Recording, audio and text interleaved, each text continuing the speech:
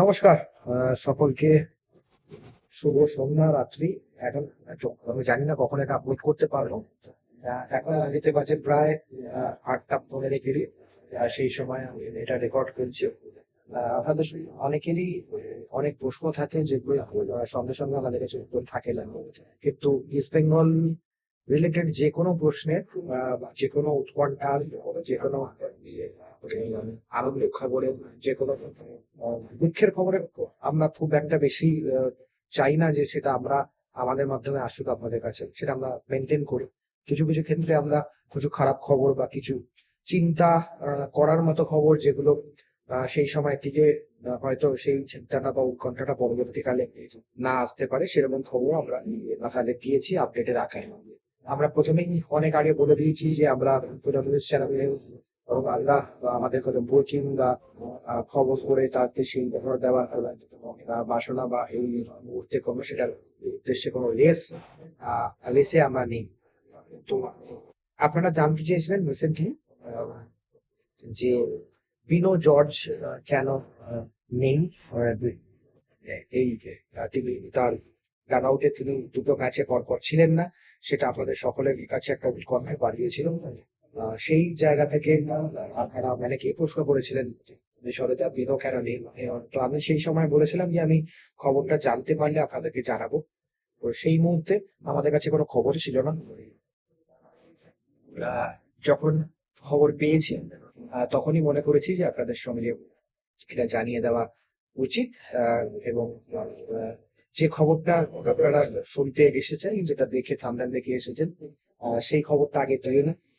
তারপরে যদি এই কোনো প্রশ্ন আপনাদের থাকে আপনারা সেটা নিয়ে কমেন্ট বক্সে ফাদার বিনো জর্জ তিনি তার দেশে কেরালা বা দেশের বাড়ি নিয়ে দেশের বাড়ি কেরালা নিয়ে রয়েছেন। এবং সেটা কারণ দুটো।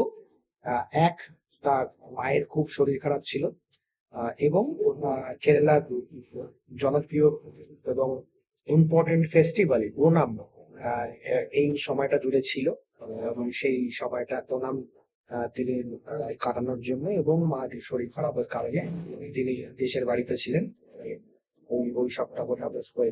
আমি এক্সাক্ট টাইম পিরিয়ডটা জানি না, কিন্তু ওই সময়কাল ধরে বিনোকে যতদিন দেখা যায় ততদিন কিন্তু এটা হয়েছে। আবার এটা নিয়ে অনেক গুজব বাইরে ছড়িয়েছিল যে হাবাস বলে দিয়েছেন বিনোকে একটা টিভি দেখতে হবে, দুটো টিভি দেখা যাবে না, তুমি একটা টিভি দেখবে নাহলে দুটো টিভি দেখবে না, ওরকম অনেক গুজব ছড়িয়েছিল। এবং কাছে সেগুলো একে জিজ্ঞাসাও করেছিলেন যে অনেক জায়গা থেকে এগুলো বলা হচ্ছে, অনেক ইউটিউব চ্যানেল থেকে। তো সেগুলো আমি জানি না কারা বলছে, আমি ভেরিফাই আমরা যখন খবর পেয়েছি আমাদের সঙ্গে সেই খবরটা নিয়ে এসছে যে বিনোকে নিয়ে চিন্তার কোনো এই মুহূর্তে কারণ নেই, কারণ আমরা হেডিংও করেছি ফিরছেন বিলো। তো সেই জায়গা থেকে আপনারা নিশ্চিন্ত থাকুন, ট্রেনিং যখন আবার শুরু হবে যতদিন আমি শুনেছি ওনার মার শরীর এখন আগের থেকে ভালো আছে। যদি না এভাবে করুন পরিস্থিতি কোনো মানে কোনো খারাপ না হয় তাহলে বিলো কিন্তু ঘরের সঙ্গে যোগ দেবে সামনে ট্রেনিং যে শিডিউল সেশনটা আছে সেটা না। এছাড়া আপনাদের জন্য একটা জাস্ট বোনাস কথা আমরা জানিয়ে রাখি যে খুব শিগগিরই আপনারা হয়তো একটা বড় আপডেট বা বড় খবর অলরেডি পাবেন। অনেকেই ভাবলেন সেটা ইনভেস্টারের ব্যাপারটা আমরা সেটা আগে জানিয়েছি যে ইনভেস্টার নিয়ে কথা চলছে, হয়তো শীঘ্রই জানা যাবে, সেটা শীর্ষকর্তাও জানিয়েছেন, সেটা বিষয়ে বলছি না। সেটা ছাড়া কোনো বিষয় একটা খুব ইম্পর্টেন্ট ডেভেলপমেন্ট হয়, মানে সেটা আপনাদের পজিটিভ দিক থেকে ভালো লাগবে আশা করি।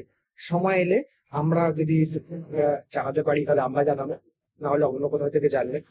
কিন্তু খুব ভালো একটা ডেভেলপমেন্ট আপনাদের জন্য খুব তাড়াতাড়ি আপনারা দেখতে পাবেন বা জানতে পারবেন। তো এইটুকুই আপডেট বলার, আর কিছু নতুন করে বলার নেই। এফিওম এর ব্যাপারে অনেকে চিন্তা করছেন, জানতে চাইছেন। এফিওম এর ব্যাপারটা নিয়ে আমাদের আলাদা করে আপডেট নিয়ে আমরা আসবো।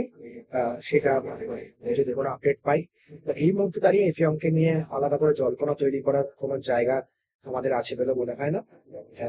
সঠিক আপডেট পেলে আপনাদের সঙ্গে সেটা শেয়ার করবে। এই বলে বিদায় নিচ্ছি, সকলে ভালো থাকবে। কারণ টি শার্টটা আমার এতটাই পছন্দ হয়েছে যে সব জায়গায় পরে বেড়াচ্ছে। আজকে যেখানে আছি, এটা একটা হাসপাতাল, সেখানেও আমি পরেই আছি, ভাবছি আমাদের ম্যাট কিনতে হবে। তো ডিপ ফ্রিজ ডিপার্টমেন্টকে থ্যাংক ইউ। এবং আপনারা যারা দেখছেন, আপনাদের ভালো লাগলে আপনারা ডিপার্টমেন্টের সঙ্গে যোগাযোগ করে নেবেন। আমাকে খুব পছন্দ হয়েছে টি শার্টটা। এই বলে বিদায় নিচ্ছি, সকলে ভালো থাকবেন। জয়েস পেপার।